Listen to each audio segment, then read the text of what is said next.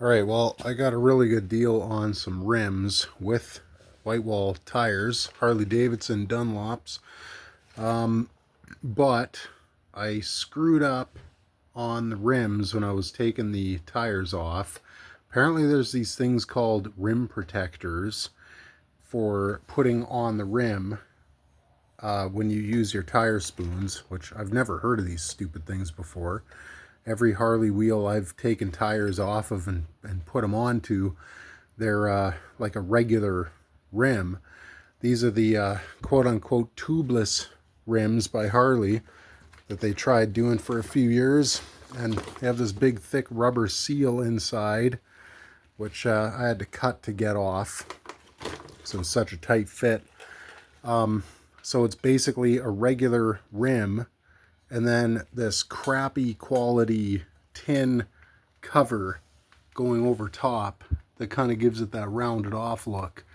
So because it's got this crappy cover on it, my stupid tire spoons left a bunch of freaking gouges and dents all over the chrome. So I really effed it up, and now I'm trying to un-eff it. So what I've done is just started wet sanding it with 2000 grit sandpaper, because I at least want to make it look like the damage has been there a long time if I can't undamage it. One thing I've tried with guitar hardware that I've relicked and made look beat up and everything is sometimes you'll go a bit too far and take too much of the chrome off with your like chemical, like ferric chloride. It's what they use for making circuit boards. That stuff will take chrome right off. It'll go down into the copper, right down to the steel if you let it. But I've had pieces before where I've kind of scratched them up a bit and then put ferric chloride on, and it took all the chrome off down to the copper.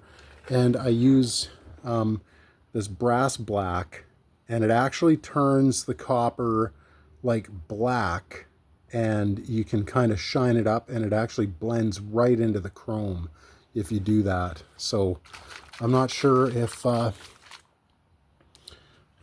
there's anywhere on here where it's gone down to the copper, maybe right on the edge or something, but try and open this thing up without spilling it everywhere. Stupid child-proof lids on everything. Okay, so let's see. That's kind of bluish colored.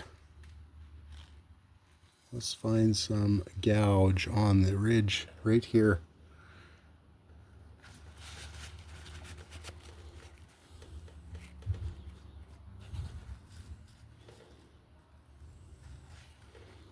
It's not super racked, but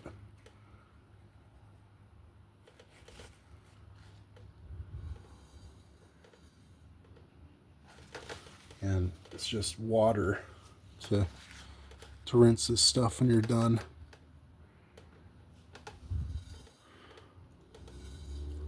I don't think the gouging and stuff is bad enough to need the brass black solution on there. I'm going to try it anyway, see what it does, because I can't really make things worse.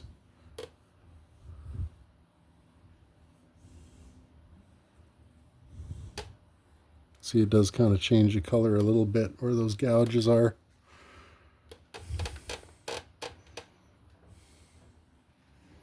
Just anywhere where there's copper that's been exposed, it's going to kind of turn it black, like oxidized rust almost, which makes it blend in.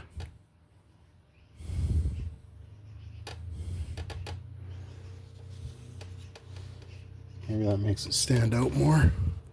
Not sure. Let's rinse that with water. Definitely see how that works though. Right? In this case, it kind of makes some of this stand out more. Take my 2000 grit, wet sand it some more.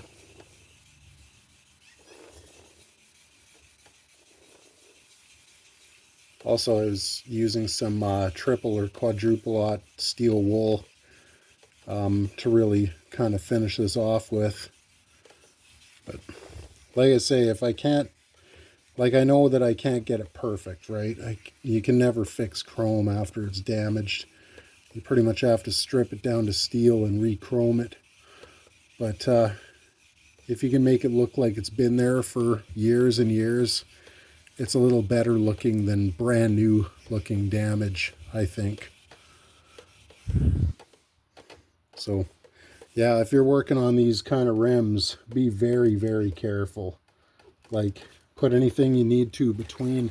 I actually put Gorilla Tape around my my tire spoons, and it didn't do anything. Like, it cut right through. And this damage is from pulling on the rim like this with the tire spoon, like from this way, because popping this side off was no problem, but then getting this side over, you know, that was where the issue happened. So got to be more careful next time.